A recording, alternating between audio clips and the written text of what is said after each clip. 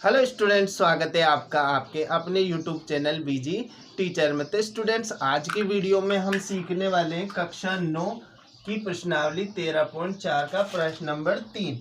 तो देख लेते हैं सबसे पहले कि प्रश्न नंबर 3 क्या है।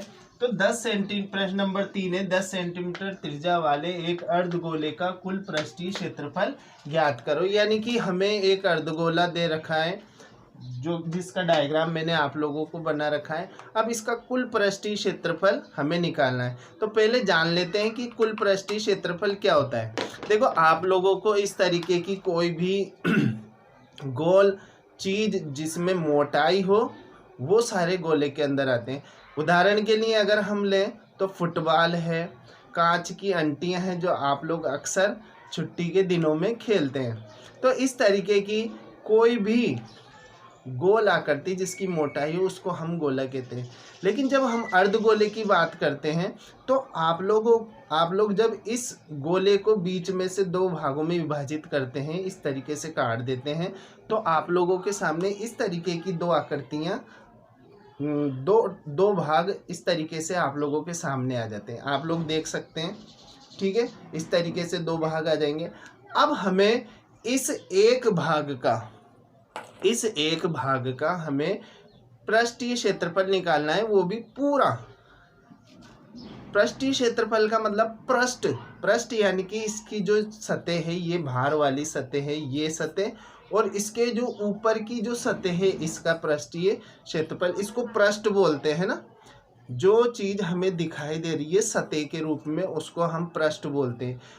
इसी का ही हमें क्या करना है, क्षेत्रफल निकालना है। तो यहाँ पर हम इस चीज को इस चित्र के माध्यम से भी समझ सकते हैं।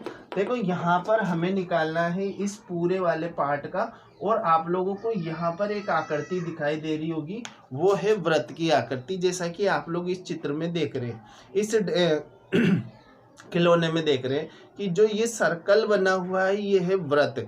तो एक भाग तो वृत्त का हो गया और दूसरा भाग हो गया ये गोल सतह का। तो हम यहाँ पर सबसे पहले गोले का पृष्ठीय क्षेत्रफल की बात करें। गोले का पृष्ठीय क्षेत्रफल, कुल पृष्ठीय क्षेत्रफल, गोले का कुल पृष्ठीय क्षेत्रफल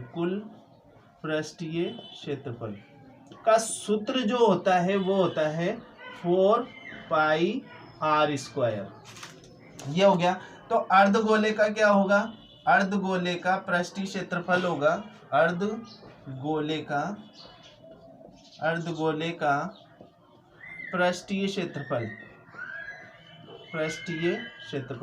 यहाँ पर मैं कुल की बात नहीं कर रहा, यहाँ पर तो कुल यानी कि ये जब पूरा जो गोला होता है वो तो कटा हुआ नहीं होता, इसका जो पूरी सतह है ये कुल कहलाती है ना, तो इसका हो जाता है 4πr²। लेकिन जब हम इसको 2 पार्ट में डिवाइड कर देते हैं इस तरीके से, है ना, तो आधा पार्ट तो इधर गया और आधा पार्ट इधर रह गया। तो इसका मतलब जो 4πr² है वो बट गया 2πr² में, आधा इस तरफ रह गया, आधा इस तरफ रह गया।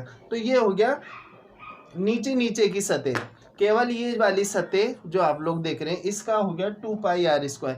लेकिन जब हम कुल की बात करेंगे तो आप लोगों को यहाँ पर जो ये सतह दिख रही है इसका भी क्षेत्रफल ऐड करना पड़ेगा, और ये जो है ये होता है वृत्त।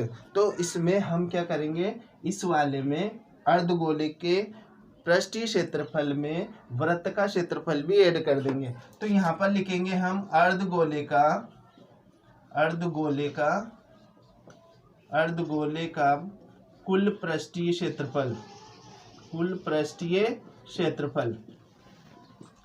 ठीक है। तो इसका सूत्र बनाएंगे, तो अर्धगोले का पृष्ठीय क्षेत्रफल, अर्धगोले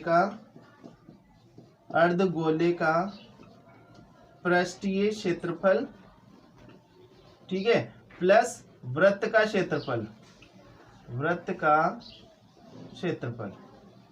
अब यहाँ अर्धगोले का पृष्ठीय क्षेत्रफल आ गया 2πr² प्लस वृत्त का क्षेत्रफल का सूत्र क्या होता है, πr²। तो πr², अब इनको जोड़ा हमने तो हमारे पास बन गया 3πr²। यानी कि जो अर्धगोला है ये वाला, इसका जो पृष्ठीय क्षेत्रफल आया है, कुल पृष्ठीय क्षेत्रफल जिसमें ये सतह भी आ गई और ये वाली सतह भी आ गई, तो इन सबको मिलाकर ये हो गया 3πr²। अब हमें जो गोले की त्रिज्या है वो दे रखी है कितनी, r बराबर दे रखी है हमें 10 सेंटीमीटर। इसको यहाँ पर रखना है हमें, तो यहाँ पर हम इसको हल करेंगे तो अर्धगोले का पृष्ठीय क्षेत्रफल निकल जाएगा 3 इंटू अब यहाँ पर पाई का मान कितना होता है, पाई बराबर होता है 3.14। कितना होता है, 3.14, या इसको 22/7 भी कहते हैं, 22/7 भी लिखते हैं। ये हमारी सिचुएशन पर निर्भर करता है कि अगर जो मान है वो कट रहे हैं तो हम 22/7 भी लिख सकते हैं और 3.14 भी लिख सकते हैं।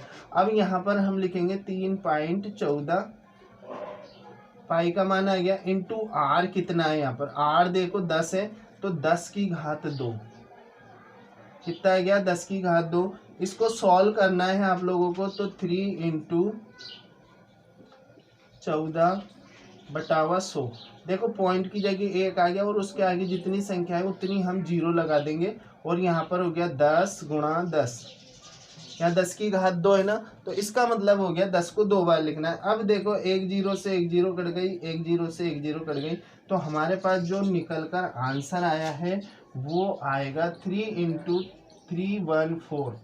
इसको मल्टीप्लाई करें तो ये हो जाएगा 4 × 12 के 2 हासिल का 1, 3 × 3 और 1 4 और 3 ×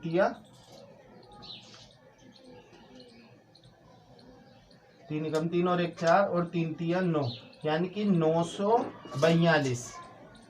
कितना आ गया, 942 हो गया। एक बार और चेक कर लेते हैं, 4 × 12 के 2 हासिल का 1, 3 × 3 और 1 4 और 3 × 9, ये आ गया 942। अब इसकी हमें क्या करनी है, यूनिट लिखनी है।